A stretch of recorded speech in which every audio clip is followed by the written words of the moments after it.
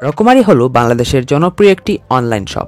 অনেক সময় রকমারিতে অর্ডার করার পর সেই অর্ডারটি আমরা ক্যান্সেল করতে চাই, কিন্তু রকমারিতে অর্ডার করার পর সেই অর্ডারটি কিভাবে ক্যান্সেল করতে হয় সেই নিয়মটা আমরা অনেকেই জানি না। আপনি এই ভিডিওটি প্রথম থেকে শেষ পর্যন্ত দেখলে শিখতে পারবেন কিভাবে রকমারিতে অর্ডার করার পর সেই অর্ডারটি ক্যান্সেল করবেন। তাহলে আর কথা না বাড়িয়ে চলুন ভিডিওটি শুরু করা যাক।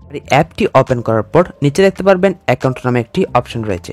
আপনি এই অপশনে ক্লিক করবেন এবং পরবর্তীতে এখানে দেখতে পারবেন অল অর্ডার নামে একটি অপশন রয়েছে। আপনি এই অপশনটি ক্লিক করবেন। তারপর এখানে আপনি যেই অর্ডারটি করেছেন সেই অর্ডারটি দেখতে পারবেন এবং সেই অর্ডারের নিচে আপনি দেখতে পারবেন ভিউ ডিটেলস নামে একটি অপশন রয়েছে। আপনি এই ভিউ ডিটেলসে একটি ক্লিক করবেন এবং ক্লিক করার পর এখান থেকে দেখতে পারবেন আইডি, অর্থাৎ আপনি যে অর্ডারটি করেছেন সেই অর্ডারটির আইডি। তো আপনি এই আইডিটিকে জাস্ট কপি করে নেবেন। আইডিটিকে কপি করার জন্য আপনি আইডির উপর একটি ক্লিক করবেন, সেক্ষেত্রে কিন্তু আইডিটি কপি হয়ে যাবে এবং আপনি এখান থেকে বের হয়ে আসবেন। বের হয়ে আসার পর নিচে একটু স্ক্রল করবেন এবং নিচে একটি অপশন পাবেন হেল্প সেন্টার।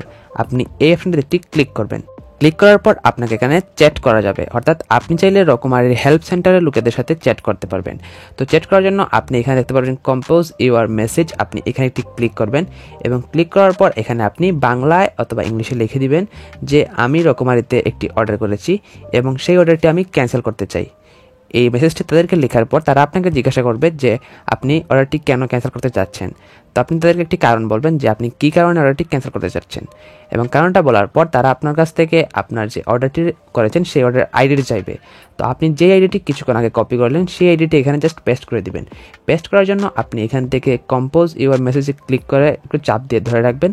তারপর উপর থেকে পেস্ট একটি অপশন পাবেন। এই অপশনে ক্লিক করলে কিন্তু আপনার অর্ডার আইডিটি পেস্ট হয়ে যাবে এবং পেস্ট হওয়ার পর আপনি তাদেরকে এটি সেন্ড করে দিবেন।